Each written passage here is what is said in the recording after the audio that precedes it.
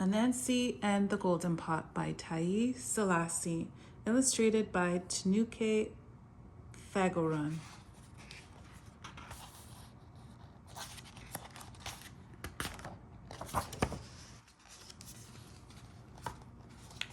There was once a little boy whose name was Kwaku, but everybody called him Anansi.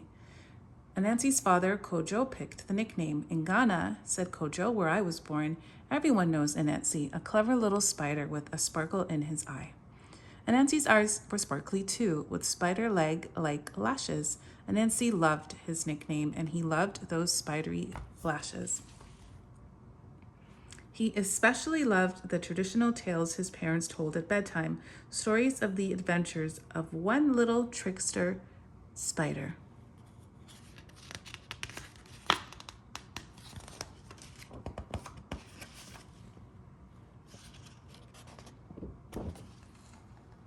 Then, one winter, Anansi had an adventure of his own. From the cold of the city, he flew to the warmth of the beach where his father was born. Of course, Anansi's sister and brother, Ama and Atto, came too.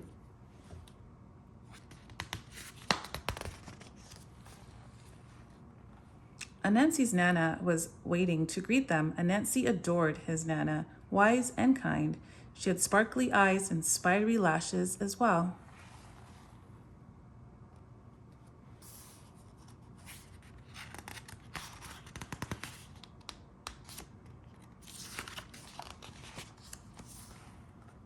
Vacations on the beach, what joy! There were so many things to do. He hauled in nets with fishermen. He helped his Nana cook. Anansi's favorite thing was to eat Nana's red, a stew of beans with fried plantain, the greatest joy of all.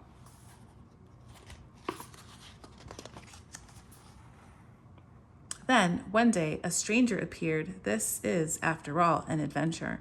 Sipping a coconut shaded by palms, Anansi felt legs crawling on his head, 8 skinny legs to be exact. Eek! He cried, a spider! Observant, said a soft and rather mischievous little voice. The spider leapt from Anansi's head and down into his hand. Allow me to introduce myself, but he needed no introduction. Anansi, the spider, said Anansi, the boy. So my bedtime stories were true.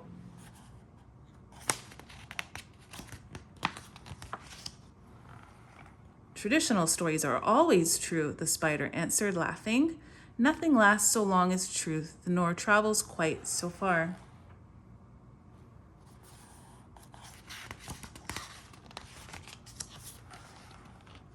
See that pot? The spider continued. Anansi looked around them. All he saw were empty shells of coconuts on the ground. All I see are coconuts, Anansi explained, perplexed.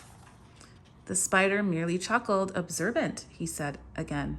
Then he hopped from Anansi's hand and scurried to a shell. This, my boy, is a golden pot. It was Anansi's turn to laugh. But that's a coconut shell, Anansi chuckled, showing the spider. Look.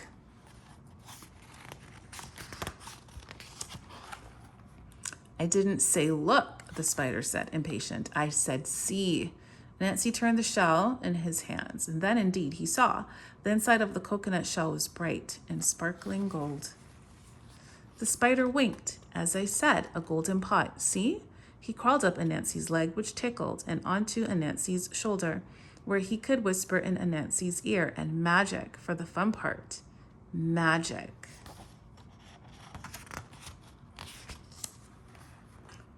Close your eyes and repeat these words. The spider instructed Anansi, do for me as you do for spider.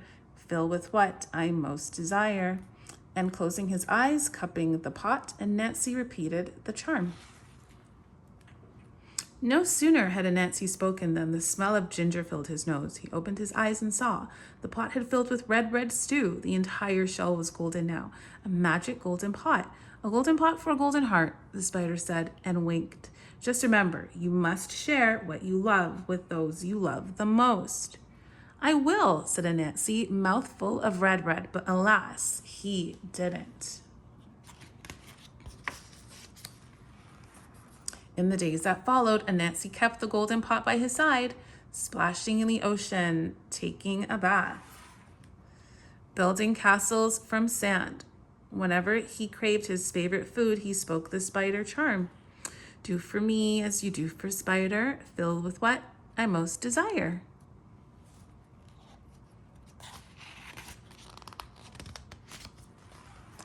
However, he kept the pot a secret from Amma and Ato, afraid that they would steal it.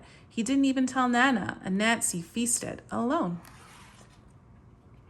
All he could eat, all for himself, or rather, all by himself. In truth, Anansi grew lonely, hiding from Nana and Amma and Ato. Hiding the golden pot beneath his pillow made his head hurt, not to mention his tummy. Bread is made of beans, after all. One night, Nana, who after all was wise as well as kind, sat on the edge of Anansi's bed, rubbing his aching tummy. When I was young, Nana began. But you're still young, objected Anansi. In spirit, yes, laughed Nana, but when I was also young in body, my parents told me tales about a spider and his pot. The stories were always different, but the lesson was the same. A very sleepy Anansi asked, although he suspected he already knew. What's the lesson? Greed brings grief. Generosity brings joy.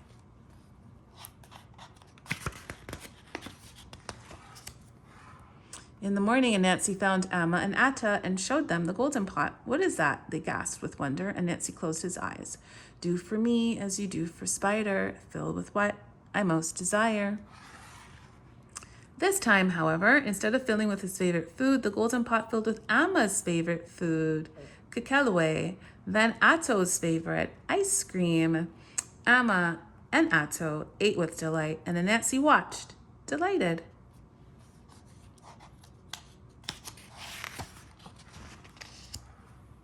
Now he felt something on his neck, 8 skinny legs, which tickled. Then he felt something in his heart, generosity, which glowed.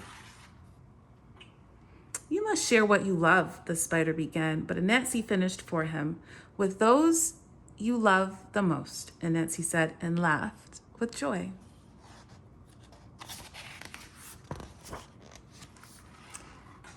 This is the end. At the end of the book, there is information about Ghana. It says Ghana is a country in West Africa.